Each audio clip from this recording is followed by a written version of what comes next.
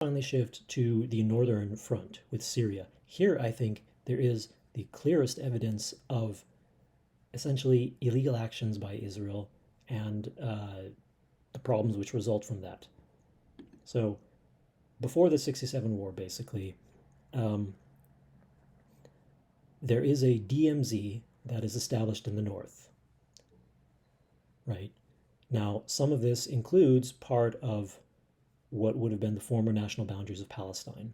And the point here is that Israel is illegally allowing settlers to colonize that area, displace the indigenous Arab farmers, and that's pissing Syria off. So this is what Finkelstein says. Syrian shelling from the Golan Heights of Israel's northern settlements had its provenance in the Israeli-Syrian armistice agreement that ended the 1948 war. The accord established demilitarized zones between the two countries. The situation deteriorated, according to Oddbull, as the Israelis gradually took control over that part of the demilitarized zones which lay inside the former national boundaries of Palestine in blatant violation of the UN-brokered accords. Arab villagers residing in the DMZs were evicted and their dwellings demolished, as the status quo was all the time being altered by Israel in her favor. The Security Council called on Israel to let the villagers return, but Israel held fast. In the course of time, Bull observed, all the Arab villages disappeared in wide swaths of the DMZ. Okay, now Major General Karl von Horn, who served as Chief of Staff of the UN forces before Bull, similarly recalled that inside the Syrian-Israeli DMZs, property was changing hands invariably in one direction, so that before long Israel was claiming the right to exploit all the land. Gradually, he continued, beneath the glowering eyes of the Syrians who held the high ground overlooking the zone, the area became a network of Israeli canals and irrigation channels, edging up against and always encroaching on Arab-owned property. This deliberate poaching was bitterly resented by the Syrians. Israel's, quote, premeditated policy, Horn concluded, was to get all the Arabs out of the way by fair means or foul. And U.S. consular cables from Jerusalem tell much of the same story. So, for instance, one from July 1964 states that Arabs are concerned that they are concerned themselves basically with the preservation of the situation envisioned by the UN Armistice Agreement, while Israel consistently sought to gain full control.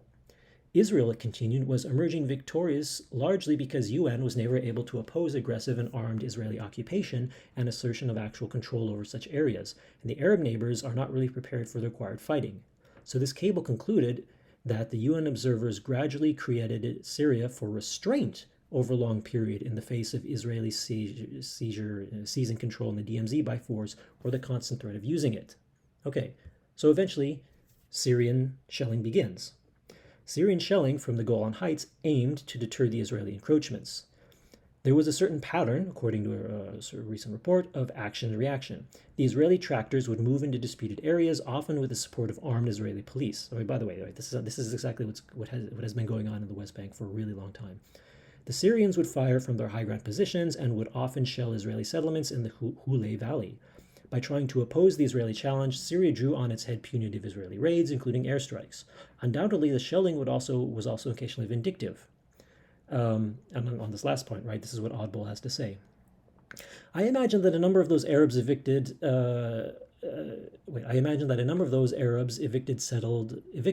somewhere in the Golan Heights, and that their children have watched the land that had been in their families for hundreds of years being cultivated by Israeli farmers. From time to time, they opened fire on those farmers.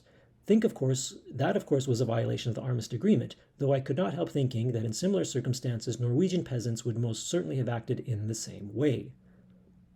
I mean, so this is like the West Bank all over again, right? And in fact, right, as Finkelstein says, right, that the Syrian shelling from the heights was desultory, largely symbolic, and this is in part because of the punishing Israeli retaliatory strikes. He says, using the flimsiest of pretexts, these attacks occasionally reached even beyond the DMZ into Syria proper. In one notorious case in 1955 that was solemnly condemned by the Security Council as a flagrant violation of the Armistice Agreements, 56 Syrians were killed. And in this regard, it should be noted that the strategic advantage that Syria enjoyed from the Golan Heights disappeared completely, according to Uthman, when the military exchange escalated to the level of air battles in which Israel had a decided advantage. Right? And finally, in the most exhaustive review to date of the 1949 to 67 period, this concludes that the standard depiction of Israel as the innocent victim of Syrian firing from the Golan Heights is basically, quote, historical revisionism. This is what it says. Indeed, some Syrian shells did fall on settlements as well as military positions inside Israel, along with many more inside the demilitarized zone. There is, however, no Security Council resolution condemning Syria for aggressive actions against Israel during this period. Nor is there a veto of such a resolution. However, there are 4 Security Council resolutions condemning Israel. UN observers in the field and UN votes in New York are unanimous in holding that principal responsibility for the Syrian-Israeli border hostilities belong to Israel. Right, so this is before the 67 war. Now, as one might expect, now fighters are going to start coming across, right, from Syria. Syrian-backed Palestinian commando raids against Israel began in earnest after a radical coup in Damascus in February 66. Incendiary rhetoric emanating from Syria, fueled by inter-Arab rivalries, urged that a, quote, people's war be mounted to liberate Palestine. And yet the basic motive behind Syrian support for the Palestinian guerrillas seems to have been rather more prosaic: the Israeli incursions into the DMZ.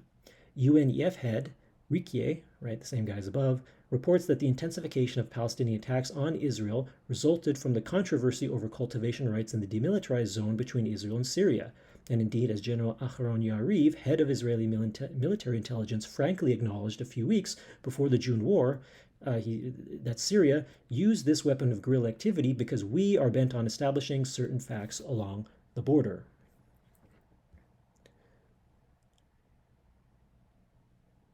Now, in fact, these Syrian-backed Palestinian raids, although they are condemned by the Secretary General U Thant, right, as insidious and contrary to the letter and spirit of the Armistice Agreement, the effect of these raids actually is rather humble.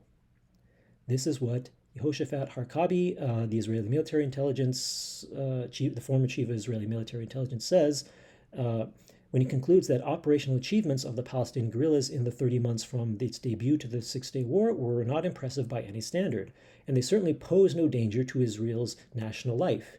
He reports that there were all of 14 Israeli casualties, that is 4 civilians, 4 policemen, and 6 soldiers for the entire 2.5-year period, and that at the same time, there were more than 800 Israeli fatalities in auto accidents. So conceding that the guerrilla attacks did not affect thousands of lives or bring about the collapse of national life, that's Eban on the one hand, right? He acknowledges that it would be absurd to imagine that they could have endangered anything as solid as the state of Israel. In fact, the elusiveness of the threat posed by Syria in what becomes the 67 war, right?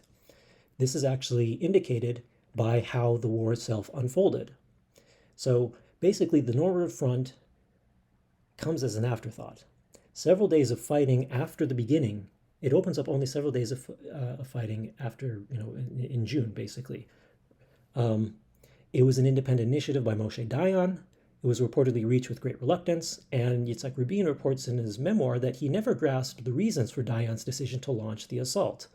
Similarly, I believe it's a military reporter, Ezer Weissman, he couldn't give an explanation for Dayan's action, and rhetorically asked later, if indeed the Syrian enemy threatened to destroy us, why did we wait 3 days before we attacked?